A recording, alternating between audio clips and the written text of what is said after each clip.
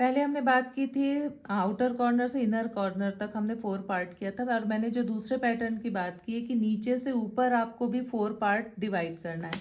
तो जैसे कि हम लैश अपर लैश लाइन से क्रीज एरिया तक को 4 पार्ट में डिवाइड करते हैं।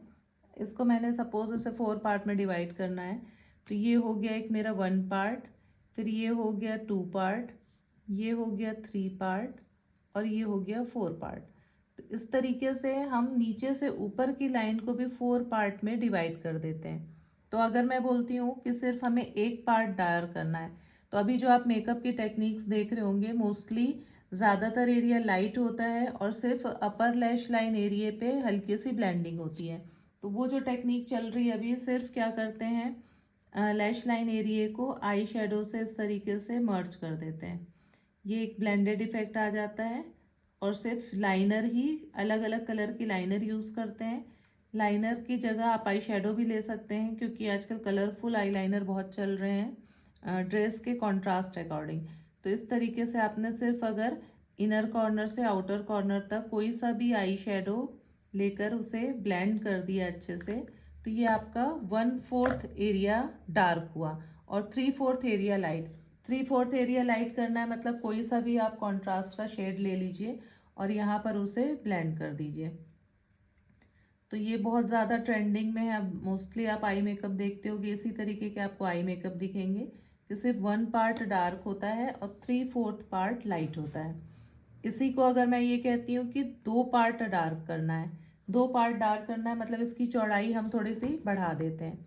फिर इनर कॉर्नर से आप लोगे और थोड़ा सा आउटर कॉर्नर तक। जब आप इनर कॉर्नर से आउटर कॉर्नर की तरफ आते हो तो आपका जो हाथ का शेप है वो स्ट्रेट नहीं होना चाहिए, थोड़ा सा राउंड में होना चाहिए। यहाँ से आप लोगे इसे चढ़ाते हुए ऊपर की तरफ और यहाँ से जब आप करोगे तो ये इस तरीके से ऊपर की तरफ जाएगा। दोनों तरफ से राउंड शेप में आपको ऊपर की तरफ जाना चाहिए। तो जिनकी मोटी आइज़ होती है, बड़ी आइज़ होती है, तो अक्सर उसमें हम 2/4 एरिया डार्क करते हैं और जिनकी आइज़ बहुत छोटी होती है तो हम उन पे अक्सर बहुत पतला लाइनर यूज़ करते हैं। अब इसे वापस से हम ब्लेंड भी करेंगे। तो जो अपर लाइन है बस हम उसको जस्ट ब्लेंड कर देते हैं। ऑलवेज आपकी डिफ्रेंसिएशन लाइन नहीं दिखनी चाहिए। ब्लेंडिंग की यही खासियत होती है कि आपका जो अपर लाइन है वो बहुत अच्छे से ब्लेंड होना चाहिए।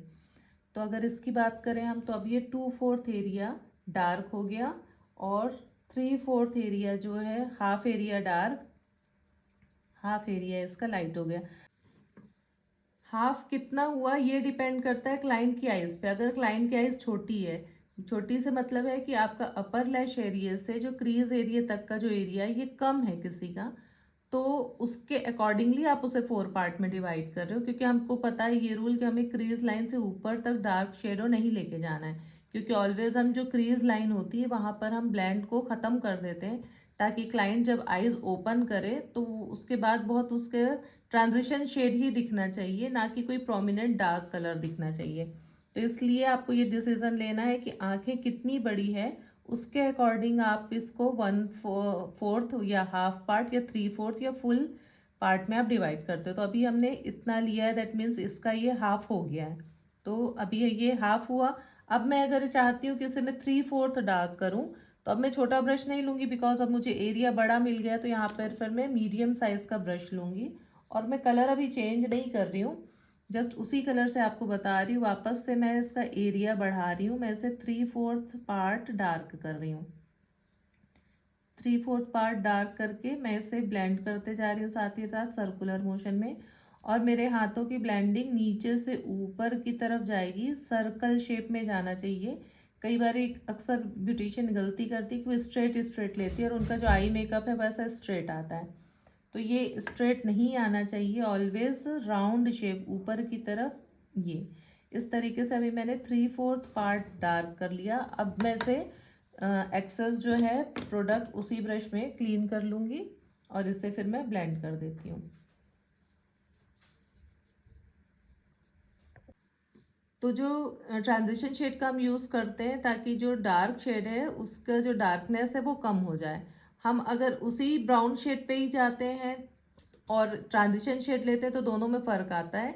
ट्रांजिशन शेड दोनों को ऊपर लाइन से अपर लाइन को और जो डार्कनेस है उस दोनों को मर्ज करने में बहुत इंपॉर्टेंट रोल प्ले करता है, इसलिए ऑलवेज हम यहाँ पर एक ट्रांजिशन शेड का यूज़ करते हैं जो बहुत अच्छे से इस हार्श लाइन को मिटा देता है और बहुत अच्छे से ब्लेंड कर देता है। तो जब ये क्लाइंट आईज ओपन करेंगे तो सिर्फ उनका ये डार्क पार्ट ही दिखेगा और लाइट पार्ट जो है वो बहुत अच्छे से ब्लेंड हो जाएगा। और यही आप अगर पूरा 4 पार्ट लेते हैं दैट मीन्स वो फिर आपका वो स्मोकी में कन्वर्ट हो जाता है। तो चाहे आप इनर कॉर्नर से आउटर कॉर्नर का पैटर्न भी करते हैं तो 1/4, हाफ, 3/4 फुल लेते हैं तो वो भी एक स्मोकी में कन्वर्ट हो जाता है। और जब आप नीचे से ऊपर 4 पार्ट लेते हैं तो भी वो स्मोकी में कन्वर्ट हो जाता है। अब यही मैं अगेन डार्क कलर लेती हूँ, उसे फुल क्रीज एरिया तक लेकर जाती हूँ तो अगेन वो एक फिर से स्मोकी में कन्वर्ट हो गया। तो चीज़ वही है लेकिन उसको आप अलग अलग एरिया में अलग अलग पार्ट में लगाते हैं तो उससे आई मेकअप चेंज होते जाता है। तो यही छोटी छोटी टेक्निक से बहुत सारे आई मेकअप आप खुद से क्रिएट कर सकते हो। बस आपको ब्लेंडिंग में हाथ सेट करना बहुत ज़रूरी है। जितना अच्छा आप ब्लेंड करोगे आपका आई मेकअप उतना अच्छा होते जाएगा। इसके साथ ही हम बहुत सारे आई मेकअप अलग अलग तरीके के सीखने वाले हैं, पर यह बेसिक रूल है। अगर ये रूल आपने फॉलो कर लिया तो आपको आगे की जो मैं आई मेकअप बताने वाली हूँ वो आपको बहुत ईजी लगेंगे।